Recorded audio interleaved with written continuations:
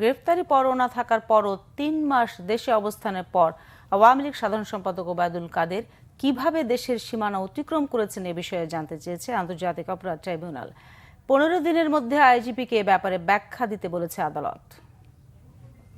কাদের বাংলাদেশেই গত ৩ মাস ছিলেন।